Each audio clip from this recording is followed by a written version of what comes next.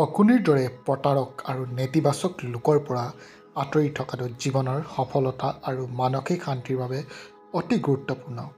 মহাভাৰতৰ পৰা শকুনি মামাই ধ্বংসৰ দিশে লৈ যোৱা এজন উপদেষ্টাৰ প্ৰতীক। মিঠা শব্দৰ আঁৰৰ বিষ চিনি পাওক।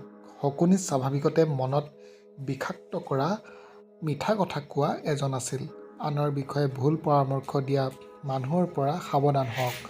সংগই চৰিত্ৰ নিৰ্ধাৰণ কৰে। বন্ধুসকল মনত ৰাখিব, আপুনি সংগ আপোনাৰ যেনেকুৱা আপোনাৰ চৰিত্ৰ সেইফালেই ঢাল খাব। নেতিবাচক বা চক্ৰান্তমূলক মানুহৰ লগত সংগতি ৰাখিলে আপোনাক ধ্বংস দিশে লৈ যাব পাৰে। বন্ধুসকল শকুনিয়ে সদায় ভুল পথ ব্যৱহাৰ কৰিছিল। পৰিস্থিতি যিমানেই কঠিন নহওক কিয় নিজৰ জীৱনত সততা আৰু ভাল আচৰণ গ্ৰহণ কৰক। শকুনিয়ে প্ৰতাৰণা কৰি যোৱা খেলত জয়লাভ কৰিলে। অনৈতিক উপায়েৰে ৰাতিটোৰ ভিতৰতে ধন সম্পত্তি বা সফলতাৰ প্ৰতিশ্ৰুতি দি প্ৰলোভিত কৰা মানুহক পৰিহাৰ কৰক। আপোনাৰ জ্ঞান ব্যৱহাৰ কৰক। দুৰ্যোধনৰ দোষ সিমান নাছিল বন্ধুসকল যিমান শকুনিৰ উপদেষ্টাসকলৰ আছিল। কাকো অন্ধভাৱে বিশ্বাস নকৰিব। নিজৰ বিবেচনা ব্যৱহাৰ কৰক। শকুনিৰ পৰা শিকিব যে নেতিবাচকতা আৰু প্ৰতিশোধে শেষত কেনেকৈ সকলো ধ্বংস কৰে।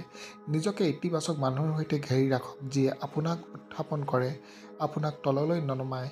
মনত ৰাখিব, য'ত উপদেষ্টাসকলে প্ৰতাৰক হয় তাত জ্ঞানী লোককো ধ্বংসৰ দিশে লৈ যোৱা হয়। গতিকে আপোনাৰ চৌপাশৰ লোকসকলৰ মূল্যায়ন কৰক আৰু লগে লগে বেয়া সংগীৰ পৰা বা বেয়া সংগৰ পৰা নিজকে আঁতৰাই ৰাখক। বন্ধুসকল যদি ভিডিঅ'টো ভাল পালে লাইক, শ্বেয়াৰ এণ্ড ছাবস্ক্ৰাইব কৰি মোক লগতে মোৰ চেনেলটো আগবাঢ়ি যোৱাত যেন সহায় কৰে। ধন্যবাদ।